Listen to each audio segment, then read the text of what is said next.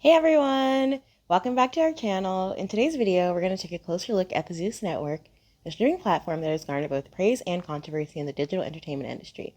Get ready for an expose on what really goes on behind the scenes. Just had breakfast. Come here. Don't come over here, bro. Stop, Chef. Welcome to Bad Boys Season 2, bitch. Let me go, bitch.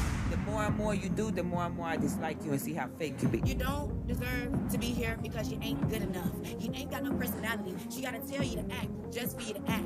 It's just here. I like to feel like I'm failing, and I don't like to feel like I'm not doing what I'm supposed to do. Just call me a nigga again. I'm not gonna keep, I don't give a fuck about losing. I give a fuck about respect. The Zeus Network, founded by social media influencer and entrepreneur Lemuel Lemmy Plummer, has gained significant attention for its original reality shows and exclusive content. One of the main criticisms of the Zeus Network is the quality of its content. Many viewers argue that the shows primarily focus on sensationalized drama, manufactured conflicts, and shallow storytelling. This raises questions about the authenticity and integrity of the network's programming and those behind it. Shows like The Real Black China, Jocelyn's Cabaret, and Baddies South have garnered attention for their over-the-top drama and larger-than-life personalities. While entertaining for some, others argue that these shows perpetuate negative stereotypes and exploit the participants for the sake of entertainment. A more taboo topic that fans and cast members alike often gloss over is the distinctive exploitation of cast members themselves.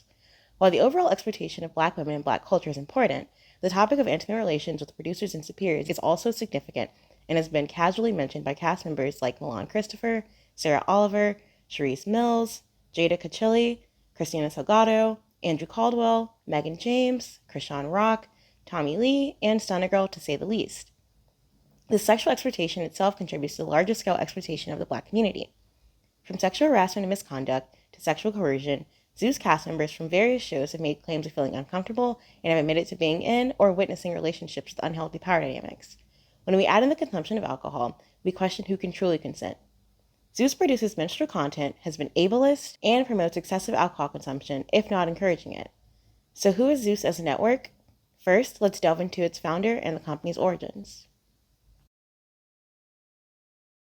Born April 10, 1986 in Detroit, Michigan, to Kojic Bishop Glenn R. Plummer and Karen A. Plummer, Lemmy has always been destined for success, with power media resources backing him. Lemmy's parents created 3 national television networks: Christian Television Network, the NRB Network, and the Impact Television Network, and also built 5 broadcast television stations in Detroit, New Orleans, and Baton Rouge, Louisiana. While his father currently lives in Jerusalem, serving as the Kojic Bishop of Israel, he is also the president and CEO of WLPC TV 28 Detroit. Inspired by his father's entrepreneurship, Lemmy decided to follow in his father's footsteps in media production. While much isn't known about Lemmy's upbringing, in 2005 he began attending Full Sail University, a private for-profit college similar to ITT Tech or Trident University International. According to Lemmy's LinkedIn, he received his Bachelor of Science in Entertainment Media and his Associate of Arts in Film, all within 2 years. Unlike most universities, Full Sail offers an accelerated program where students can complete their degrees in 20 to 27 months. While completing the last year of his degree, Plummer began working as a production assistant on ABC's Extreme Makeover Home Edition. His exceptional performance led to compensation from the network, despite the internship being unpaid, and he was gifted production equipment. Following this experience, in the summer of 2008, Lemmy worked as a production assistant at Paramount for 3 months, collaborating with his friend Brandon T. Jackson on Tropic Thunder webisodes, a promotional marketing campaign launched by the studio. Though it's unclear if the pair met on this set, their work sparked a long-lasting business relationship and friendship. Tired of the grunt work and politics of being a production assistant, Lemmy sought ways to take on more responsibility and become a decision-maker in the production process. After a few rejections from other networks, Lemmy's then manager was able to secure a pitch meeting with Laretha Jones, BET's then president of original programming. Impressed by his real and work ethic, Jones took a chance on Lemmy. He began working as production staff on The Monique Show for 2 episodes in 2009, which allowed him to establish himself at BET. Moving up from production staff, Lemmy had the opportunity to produce and edit episodes of The Family Cruise in 2010. While his LinkedIn profile states that he worked as a producer and editor at BET, it is somewhat misleading and doesn't encompass his entire tenure there. It is also worth noting that his LinkedIn profile mentions his work as a producer and editor on Sunday Best and I Can Sing Too, although no records could be found to confirm this. Finally finding success at a network, Plummer sold his first show, Vindicated, to BET in 2011. Vindicated was a docuseries hosted by Morris Chestnut that focused on the lives of individuals wrongly convicted of crimes and later exonerated. The show examined their lives before, during, and after their convictions and became an immediate success, leading to the greenlighting of many of Plummer's other projects and establishing him as a successful executive producer. With the support of investors Jonathan Rogers and Harold Lewis, Lemmy went on to create his own production company, L. Plummer Media, LLC, in 2012. At the age of 25, Plummer started his own full-service production company and sold his show The Sherds to BET. He also launched the first installment of his Preachers franchise, Preachers of LA, on Oxygen, which later expanded to include branches in Detroit and Atlanta. The Preachers was so successful that it reportedly sparked a bidding war among several networks, with Plummer turning down approximately 6 offers. Following these successful projects, Plummer executive produced and sold 2 more shows to BET and another to Oxygen in 2016. Continuing in the reality TV lane, where he found previous success, The Westbrooks and Music Moguls became huge hits for Plummer and BET. Using a similar formula as The Westbrooks, Plummer created the reality series Living with Funny, which followed the lives of social media influencers and comedians and their cohabitants. Oxygen picked up the show for 1 season, but it did not achieve the same level of success as Plummer's other projects. Plummer's promotion of Music Moguls made him a media socialite and introduced him to his now girlfriend, Janissa John. Plummer was in a relationship with his longtime girlfriend, Kelly Aponte, at the time, though he and Janissa first posted about each other on their Instagram accounts on June 26th and 27th of 2016. The two were pictured together on the BET Awards silver carpet, where John was interviewing Plummer. Plummer's last Instagram post with Kelly was on August 14th of 2016, in a picture with their friends Devin Franklin and Megan Good. Comments from family and friends suggest there was some overlap between Janissa and Kelly. Although Lemmy and Janissa have never provided a timeline for the start of their romance, their Instagram posts indicate it began sometime before December 2016, as Plummer mentioned specific timelines when he posted about Janissa's birthdays. Prior to dating Kelly Aponte, Plummer was in a relationship with Iman Hachisoka, whom a Lipstick Alley contributor alleges was financially and emotionally abused by Plummer during the filming of Preachers of LA. While this is not intended to speculate, there's a saying that if someone cheats in their relationships, they would cheat in business as well. In Lemmy's case, this is not cheating in an illegal sense, but in a way that he exploits many to appease the voice of a few, so he can gain higher status faster. The camera's there. We're showing. This is what the audience wants to see. If the reunion, crackheads want crack, that mean I'm gonna give it to them. It's intellectually lazy, and there's no. So you're calling our consumers and customers crackheads? He's not any less conniving. He's gonna manipulate, connive, and take from people. Because if he wasn't that way, he wouldn't have done to me right now what he was trying to do, which is put me in the back. He would have put respect on my name and said, no, Christina's one of the rightful creators of this project. She needs to be in the front with Natalie as well.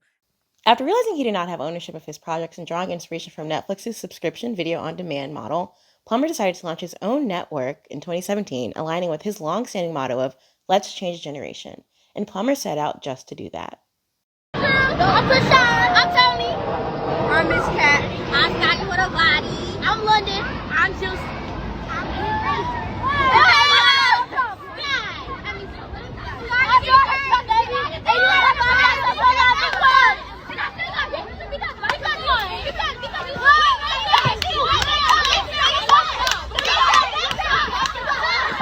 They really up here playing Baddies West or Baddies of the South, whatever they playing.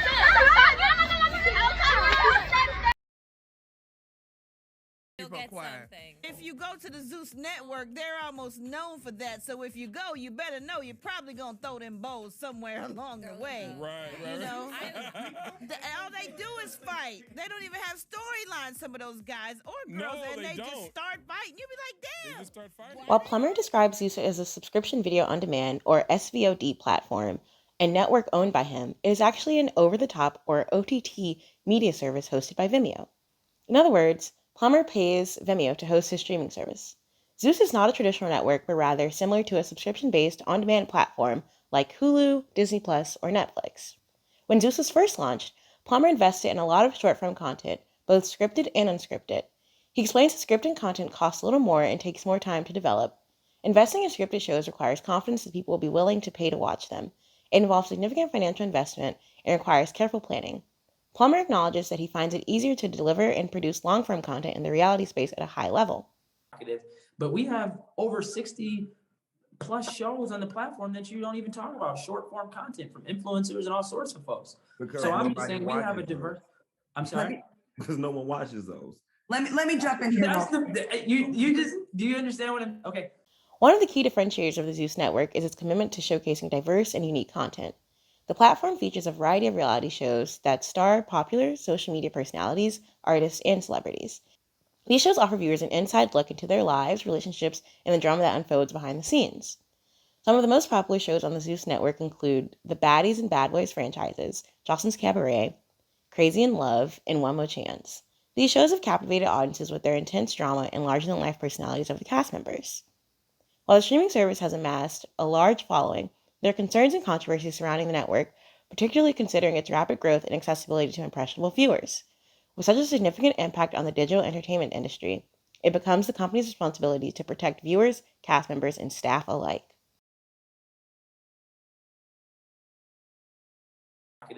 But we have over 60 plus shows on the platform that you don't even talk about, short form content from influencers and all sorts of folks. Because so I'm just saying we have a diverse. I'm sorry. Because no one watches those. Let me jump in here. While Zeus claims to offer raw and unfiltered content, the quality of its programming has been a consistent point of criticism. Audiences have repeatedly witnessed and called out Zeus for its sensationalized drama and manufactured conflicts. This trend became more noticeable when Natalie Nunn joined the company, but there were also hints of lack of authenticity in Jocelyn's show, where she would be caught on camera instructing the women on how to perform for the cameras. However, it was often the case that the cast members behaved according to their own volition, disregarding Jocelyn's directions. Unlike traditional television networks, Zeus has low production values, often profiting from what is typically considered behind-the-scenes footage and presenting it as a show. Due to these low production standards, Zeus struggles to keep up with other networks. Even a free service like Tubi offers better production value and storytelling than Zeus. For example, Tubi's reality show Kitchen Commando provides drama without excessive sensationalism and has a clear purpose of improving local restaurants and changing the mindset of business owners. The episodes are not repetitive and do not rely on cliffhangers every week. Zeus often uses the first season of shows to showcase the process of creating the show, including the decision-making process for future seasons and how they will be structured. Christina herself admitted this in an interview with Destin Choice. Y'all we're just pretty much setting the foundation, and this was all initially meant for y'all to pitch it to Zeus. Thank you for saying that. We thought, so yes, but no for us. We thought we're bringing this to OnlyFans. We're writing this show from scratch. We're bringing Bad Girls Club back, and we're going to try to get picked up by a TV network or online network. Another criticism of Zeus's content quality revolves around its repetitive and formulaic structure. If you observe comments on Zeus's Instagram posts, viewers have reached a point where they can accurately predict the events of the next episode, and the predictions often turn out to be correct. For example, during reunion episodes, viewers anticipate the women walking in, Janisha engaging with her co-host, scenes of the cast getting their hair and makeup done while discussing whom they plan to confront, the cast leaving the set, and a brief altercation or confrontation leading to a cliffhanger for subsequent episodes. The second episode typically consists of more fights and arguments, resulting in the destruction of the set. The executive producer, who also participates as a cast member, frequently adopts an aggressive approach, attempting to form a faction of cast members to confront the rest, which leads to an abrupt ending or a third episode with minimal dialogue. Issues are rarely resolved, leaving room for cast members to return in the following season and perpetuate the same cycle, discussing the previous year's drama while claiming to move on, only to repeat the same patterns. While Jocelyn's show offers a degree of structure and introduces fresh elements each season, the drama often needlessly extends across multiple episodes, even when it could be resolved within one day. Due to Zeus's limited shooting schedule of approximately 3 to 4 weeks, they strive to stretch the content over roughly 3 months, transforming a single day's worth of events into 3 to 4 episodes. Zeus also caters to a specific demographic, excluding a broader audience that may be interested in more structured content. Typically, Zeus appeals to the audience of blogs such as It's On Site, Hollywood Unlocked, and The Shade Room because those are the blogs that reshare their content. However, this presents as a catch-22 situation for the streaming service. If Zeus offered higher quality content, it would attract more reputable blogs and news sources to share their content. The limited target audience of Zeus contributes to the lack of diversity in storytelling and content it offers, with Lemmy himself admitting to catering to his audience. The issue lies in the fact that this approach hampers the platform's growth. As witnessed with the 2 Floyd Mayweather events, fans are more interested in fights involving Zeus stars rather than actual boxers. However, Zeus didn't advertise or target MMA or boxing fans. They marketed to a demographic that enjoys street fighting, resulting in the underwhelming sales and performance. I speculate that Zeus may transition into a sports fighting network, which appears to be Plummer's ultimate goal, but they have a long journey ahead of them. Due to its focus on this lower brow audience, Zeus's lack of originality and innovative concepts leads to a sense of predictability and monotony. Another issue relates to editing and cinematography. Some viewers and critics argue that the shows on Zeus prioritize surface-level drama and entertainment value over deeper narratives and significant character development. The lack of experienced professionals on hand to handle the cast drama and high-level mental health needs prevents the content from delving deeper. They fail to offer counseling or therapy to cast unless it can be filmed and used to portray certain individuals as crazy, exploiting the content instead of using therapy as a tool for self-improvement. The content tends to prioritize sensationalism and manufactured conflicts rather than substance. It's worth discussing how some viewers and critics argue that Zeus's shows heavily rely on dramatic situations and scripted narratives, compromising the authenticity and quality of the content. During the filming of One More Chance, Chance displayed inauthentic behavior, using the platform to belittle the women in his cast and frequently making misogynistic and transphobic jokes at their expense. Despite the promise of career advancement or genuine interest of these women in dating the self-proclaimed Scion, he sought to exploit their insecurities for content through the nickname process and during the show, erasing any chance for them to create and portray their desired personalities. I don't know who gave Orlando something to drink, but we had to hold Orlando up. We had to hold him up. Razor was being hella extra because she was drunk. I don't feel like Scotty touched her. Scotty is not that type of girl to just... You okay? You look like you had too much to drink for this challenge. You got 60 seconds to stay on your feet. I'm good. I'm on my All right, baby. just checking. How you doing, Dottie? I was faded, but if there's... Reality shows, including those produced by Zeus Network, often manipulate contestants' emotions and exploit their vulnerability for dramatic effect. This includes situations where alcohol is excessively provided, leading to impaired judgment and behavior that can be detrimental to the contestants' well-being. Excessive alcohol consumption poses serious health and safety risks to individuals. Filming environments that encourage or allow alcohol abuse can lead to accidents, injuries, and detrimental long-term health effects for contestants involved. Natalie and Sarah went out to meet Danny Banks. There's Okay. footage, So but none of them. you didn't kiss on Danny Banks or nothing? Listen, I will speak on me, only the truth. I had forgotten about it happened in the back of the Bentley, like it was a lot of alcohol, and there's just a small video of like me, and I'm like pop kissing Danny. I had forgotten about it, okay? Came back, I got Reality shows have a significant impact on their viewers, especially young and impressionable individuals. Normalizing or glamorizing excessive alcohol consumption can perpetuate a harmful drinking culture and potentially lead to imitation by the audience, risking their own health and well-being. This behavior has been observed on platforms like TikTok and Lemmy's Instagram, where children imitate such actions. Critics argue that production companies, including Zeus Network, have a responsibility to ensure the safety and well-being of their contestants. Providing excessive amounts of alcohol without proper supervision or support systems neglects their responsibility and can contribute to a culture of abuse. Filming individuals under the influence of alcohol raises ethical concerns regarding informed consent, privacy, and dignity. It becomes crucial to determine whether participants are fully aware of the potential consequences of their actions and if their decision-making capacity is compromised due to intoxication. There have been specific instances within Zeus Network shows where the negative impact of alcohol abuse is evident. For example, when Bobby pushed Hot Wheels, he attributed his actions to being drunk and expressed regret when sober. Razor, while intoxicated, engaged in physical altercations with Scotty and Stunna Girl, feeling sexually violated by the former altercation. However, due to Razor's intoxication, her castmates and fans alike didn't believe her or take her accusation seriously, resorting to victim blaming. Zeus has also featured Krishan Rock and Orlando Brown in intoxicated states for views, both of whom struggle with substance abuse issues, with Orlando Brown being a recovering addict. Overall, these criticisms emphasize the importance of responsible and ethical practices regarding alcohol consumption in the production of reality shows. Production companies must prioritize the well-being and safety of participants, implement measures to prevent alcohol abuse, provide support systems, and ensure that the portrayal of such behavior is done responsibly, taking into account the potential negative impacts it could have on individuals involved. Critics have expressed concerns about the exploitation and stereotyping prevalent in reality shows, and while Zeus Network has faced these criticisms, it's important to note that they are not exclusive to Zeus alone, but can be prevalent within the reality TV genre. However, there are specific criticisms directed towards Zeus Network regarding these issues. These criticisms shed light on how contestants' personal stories, backgrounds, and identities are often sensationalized and manipulated for entertainment purposes rather than being portrayed authentically and respectfully.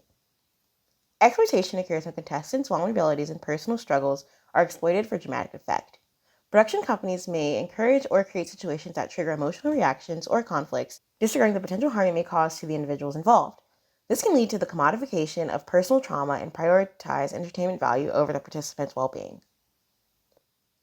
Stereotyping is another criticism aimed at reality shows where contestants are often typecast and pigeonholed into specific roles or narratives based on their appearance, ethnicity, or other characteristics. This perpetuates harmful stereotypes and fails to portray the full complexity of individuals and their experiences.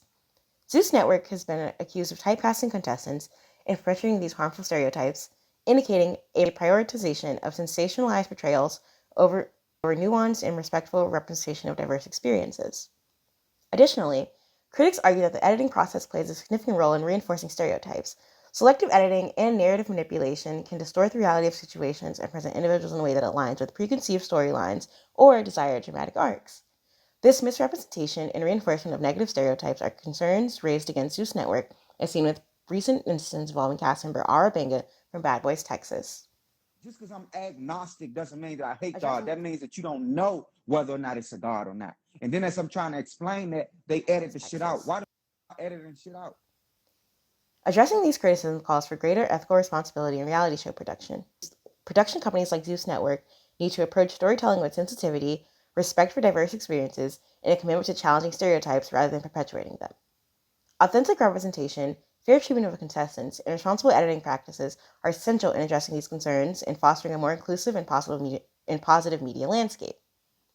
It's important to approach these criticisms with an understanding that they reflect perspectives and concerns raised by critics and viewers. However, it's crucial to acknowledge that the nature of reality TV, with its reliance on conflict and dramatic narratives, can inherently give rise to these issues.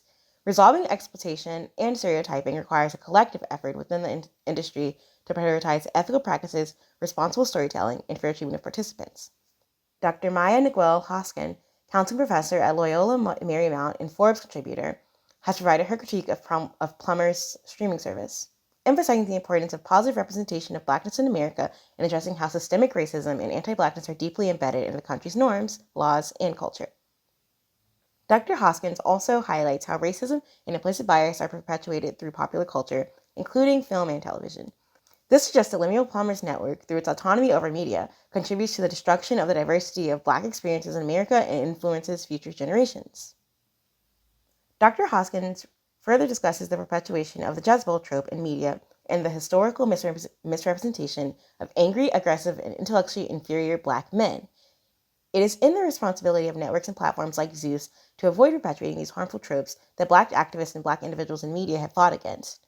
Zeus Network, in depicting its Black and queer cast as loud, argumentative, and lacking self-control, contributes to the reinforcement of stereotypes and misrepresentation of Blackness and queerness. These criticisms highlight the need for increased awareness and action to address the exploitation and stereotyping present in reality television production. It is essential for networks and producers to prioritize authentic representation, challenge harmful stereotypes, and ensure fair treatment of participants to create a more inclusive and responsible media environment. Was out here sleeping around to get what they needed. Winter Blanco and Natalie put out the rumor that you were messing around with the CEO. So did you fuck them, yes or no? No. Okay. No, I never had to. She was definitely doing something with a male or a female at the network to get our show. Just leave it at that. Natalie, Curtis is not the only person from the Zeus Network that you fucked. Okay? And I don't have to use, allegedly. I'll say allegedly. But you didn't just fuck Curtis. Like, you're a married woman with a child, and you fucking Curtis, allegedly. And you also are fucking one of the EPs of the show. Do know, and I said I wasn't gonna say no names. Was Natalie fucking Daryl? Critics have raised concerns about sexual exploitation and coercion in reality television production, drawing attention to power imbalances, unethical behavior, and the disregard for the safety and well-being of participants. While there hasn't been much public outcry from viewers about the behavior at Zeus, some employees of Zeus have reported that these unethical and illegal practices do occur. Critics argue that reality TV producers often manipulate footage and editing to create suggestive or misleading narratives that exploit contestants' personal relationships and sexual encounters. This can result in misrepresentation and the exploitation of intimate moments for entertainment purposes. For example, On shows like One More Chance, there were insinuations of sexual relations among contestants, particularly the winner of season 1, even though Yasmin Yummy Lopez has denied these allegations. Despite her rejection of the claims, this narrative has stuck with her since her time on the show. Had sex. The show was all cap. It's cap. I did not ever fuck with him. I never liked him like that. Like I said, it's the last time I'm saying it. If you know me, you know me. And that's not, Chance is an amazing person. He's cool, but it was never more than that. Ever. Allegations have been made that participants in reality shows are pressured or coerced into engaging in sexual activities or intimate relationships with other contestants for the sake of creating drama or boosting ratings. This can create a toxic environment where consent may be compromised and boundaries are crossed. Critics also argue that reality TV production sometimes fails to establish clear guidelines for consent and appropriate behavior, leaving participants feeling uncomfortable, violated, or manipulated as their boundaries and personal autonomy may not be respected by producers or other contestants. In One More Chance Season 2, there is a scene where Chance and his brother, Micah, instructed the women to wear something sexy and meet Chance in his bedroom. With no clear expectations, the women were given 1 minute to seduce him. This led to a series of uncomfortable and questionable actions, such as Chance riding one woman's back and instructing another woman to twerk while he grabbed her butt, leading the producers to edit moments from her confessional to replace active consent in the moment. Furthermore, Chance is one of the executive producers engaged in inappropriate behavior by licking whipped cream off of one of the contestants' areolas. Critics claim that reality TV production often lacks sufficient support systems to address issues of sexual exploitation and coercion. Contestants may not have adequate access to mental health services, counseling, or resources that deal with any trauma or distress resulting from their participation in the show. Participants in reality TV shows can be vulnerable, seeking fame, validation, or career opportunities. This vulnerability can be exploited by producers or other contestants, leading to situations where individuals are coerced into compromising their personal boundaries or engaging in sexual activities for the sake of the show's narrative. That I never have. So she tells somebody to hook up with him, and I said, definitely not me. I'd already thought that before, because I said, absolutely not. I'm not hooking up with Ray J. I believe it was Jada, Rocky, and maybe one other person that it was like, okay, cool, I'm down to take one for the team. So they were all about it. And that was that. Ray J never came to the house to film. Instances have been reported where contestants like Soulja Girl engaged in sexual activities with the assumption that it would increase their chances of winning the show, only to be disappointed when there was no follow-through. There have also been accusations from the executive producers like Chance Gibbons, accusing cast members like Sharice Mills of having relationships with other executive producers to secure their spots on the cast. Cast members like Miss Cat have accused Tommy Lee and Sonny Girl of being escorts for Zeus executives. It's important to note that these accusations have been repeated several times due to the lack of clear explanations regarding how these women bypassed the audition process. Regardless of their truth, if they were to be true, all of these women would still be considered victims. Even with Tommy being a producer on Baddies West, she could still be victimized through quid pro quo relationships with Zeus executives. How she a lapdog? You lushing a grown women. You lushing a grown women though. You can't say that and not acknowledge yourself. Trying to stay the fuck You can't say that. I'm staying on topic if you notice. You've been sucking out I'm staying on topic if you notice. If you notice, because you don't know me. Bitch, you been fucking. You don't know me. You been fucking this whole time. Yeah, bitch. I'm grown. Bitch, that was you on the show before Natalie knocked the fuck out. Wait, I'm not supposed to fuck. In addition to these allegations, Sonny Girl has also accused women of having relationships with producers, claiming that Miss Cat and Tommy's disagreements were over the same producer. However, this statement has largely been proven false. Whether it is a way to shift blame due to embarrassment or simply to generate controversy, the phrase, all good jokes contain truth, comes to mind. With such a high number of accusations, viewers are left wondering what truly happens behind the scenes of Zeus and if compromising one's behavior for rewards is the only way to succeed within the company. Another example is Goldie Rolly Martin admitting to having a sexual relationship with a security guard. I could have, but it ain't. I know about this Zeus security guard dick because obviously the people at Zeus got good dick because everybody be fucking everybody over there from what I heard. I have no comment about that. Oh, so you're pleading the fifth. I'm pleading the fifth. Okay, you can I'm plead gonna the just fifth. say this: if I did, me and this person have been on each other for a long time. So it's a long time, as in since you started One Chance to Love. While Sonny Girl claimed that Rolly offered money for this encounter. Regardless of the veracity of these claims, a significant power imbalance exists between the veteran Zeus employee and a security guard who is simply there to perform his job. While these criticisms are not specific to any particular network or production company, it is crucial for industry professionals and production companies to prioritize the safety, well-being, and consent of participants. Clear guidelines should be established, and adequate support systems must be provided to address and prevent instances of sexual exploitation and coercion. This is particularly important if Plummer wishes to make substantive change for the next generation. Zeus Network has also faced significant criticism regarding payment delays, breach of contract, and unequal treatment towards its talent and content creators. These issues have sparked concerns among individuals involved in collaborations with the network and have become a prominent topic of discussion within the industry. Early in Zeus's history, payment delays have been a recurring complaint from individuals associated with the network. Content creators and talent have reported experienced delays in receiving their agreed-upon compensation, which can create financial hardships and strain professional relationships. These delays can impact the livelihoods and careers of those involved, leading to frustration and dissatisfaction. In addition to payment delays, serious allegations of breach of contract have been leveled against Zeus Network. High-profile individuals such as Omarion, Christina Salgado, and Masika Kalisha have been vocal about their grievances.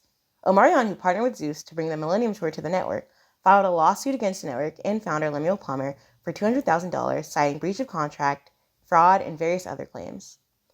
Omarion alleges that Zeus failed to follow the terms of their agreement, including providing financial support for the project, sharing the subscriber data, and paying him a set amount for the monthly subscription fees. Masika Kalisha also sued Zeus Network, alleging fraud and sexual battery. She claims that a security guard groped her groin and buttocks while intervening in a physical altercation and made derogatory sexual comments about her appearance. Her $6 million lawsuit against the network included claims of sexual battery and fraud, with a request to remove all footage of the fight. Concerns have also been raised regarding unequal treatment within the Zeus Network. Some individuals have accused the network of disparities in how talent and content creators are treated and supported. These disparities encompass promotional efforts, resource allocation, and opportunities provided to different individuals or projects. Such unequal treatment fosters an environment of inequity and impedes the growth and success of those who feel disadvantaged. It's pretty privileged, because it was a lot of privileges that you was fucking getting. A lot of privileges you was getting, baby. To address these criticisms, it's crucial to acknowledge the experiences and concerns expressed by individuals directly involved with the Zeus Network. These issues underscore the importance of fair and transparent practices in the entertainment industry, including timely payments, honoring contractual agreements, and providing equal opportunities for all talent and content creators. Zeus Network should prioritize improving its payment processes to ensure prompt and reliable compensation for its collaborators. Upholding contractual obligations and fulfilling the resources and support outlined in agreements is essential to foster successful partnerships. Additionally, cultivating a culture of equality, equity, and fairness within the network will contribute to creating an inclusive environment where all talent feels valued and supported. By addressing these concerns and implementing necessary changes, Zeus Network can build strong relationships with its talent and content creators, ultimately establishing a reputation for professionalism, transparency, and equity within the industry. Before we end, I want to acknowledge that the Zeus Network has its fair share of fans and supporters who enjoy the content they produce and actively engage with the platform. It's important to consider various perspectives when engaging with any topic, and my goal is to encourage critical analysis and discussions around the content and platform provided by Zeus. It's crucial to form independent opinions and engage in thoughtful conversations about the media we consume and be aware of the potential drawbacks and controversies surrounding Zeus Network. These discussions help shed light on the various aspects of the Zeus Network and the concerns expressed by those involved. Today, we focus on 5 key areas of criticism against Zeus: quality of content, alcohol abuse, exploitation and stereotyping, sexual exploitation, manipulation, and sexual coercion, as well as payment delays, breach of contract, and unequal treatment. I urge viewers to engage in critical analysis and thoughtful discussions about the media they consume. By considering different perspectives and questioning the content we watch, we contribute to a more informed and responsible media landscape. I appreciate you watching today and your commitment of being part of these vital conversations. Your engagement matters, so continue to raise questions, challenge norms, and share your thoughts on the issues that shape the entertainment industry. If you found anything interesting in today's video, please share below and let me know if you would like another video specific to the other executive producers and talent producers who work on shows like Baddies and Jocelyn's Cabaret. See you next time. Agent Nobody, out.